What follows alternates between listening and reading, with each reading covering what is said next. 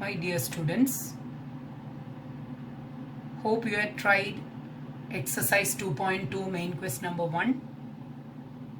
I did 2 questions. Hope you must have got the remaining sums. Those who did not get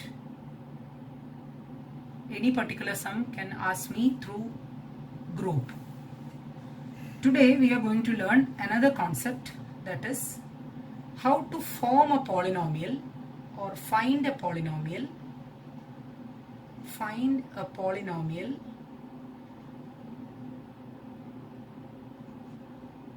that is quadratic polynomial whose zeros are given.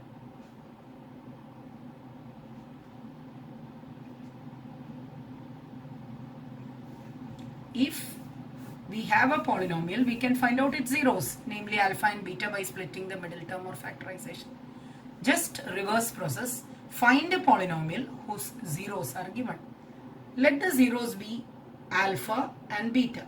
Let zeros be alpha and beta. You know, if alpha and beta are the zeros, x minus alpha and x minus beta are the factors. If suppose the coefficient of x square is 1.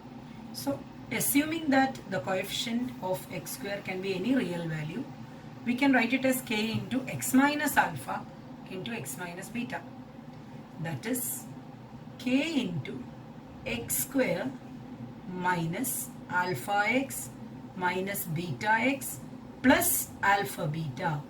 I am expanding x square minus alpha x minus beta x minus alpha into minus beta is plus alpha beta.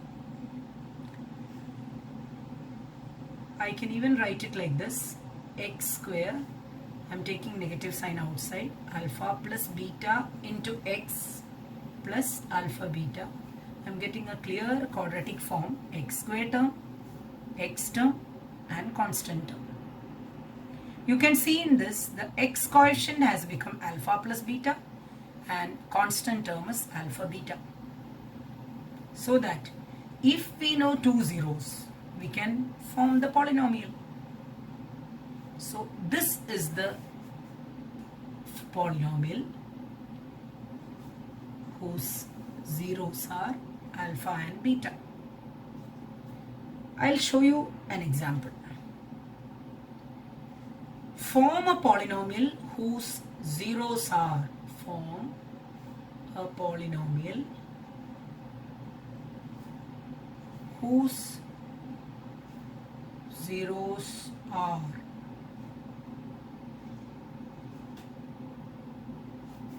two and negative 3. So we don't need to proceed all these things. We can directly go for the formula which we derived.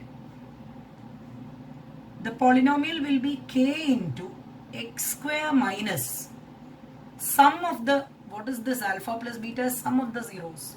So 2 plus minus 3 into x plus, this is product of the zeros, 2 into minus 3.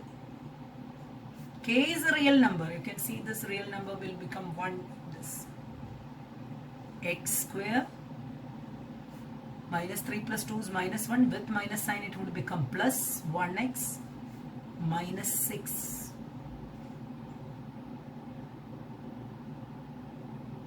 Here the polynomial is x square plus x minus 6, where k would become 1 because there's no denominator here, so k can be 1 and then this real number can be 1 and then x square plus x minus 6.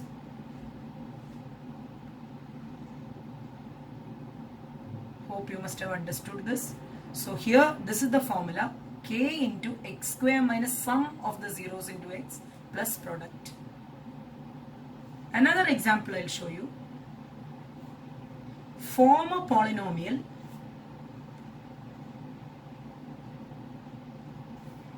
whose zeros are minus 7 upon 2 and 5 upon 3. I'm just giving two fractions. As usual, we'll apply the formula k into the polynomial is.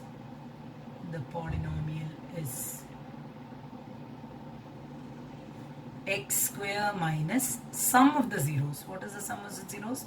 Minus 7 upon 2 plus 5 upon 3 x plus product of the zeros minus 7 upon 2 into 5 upon 3. So what would you get? K into x square minus, the LCM is 6, minus 21 plus 10 would become minus 11 upon 6x plus minus 35 upon 6.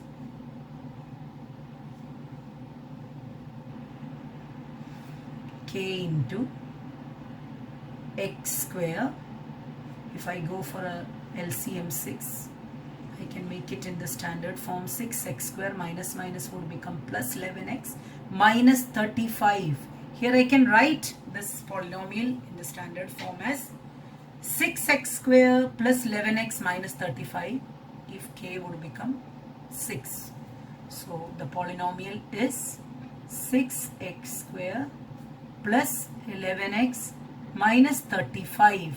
You can try and see how to find alpha and beta by splitting the middle term where k is equal to 6.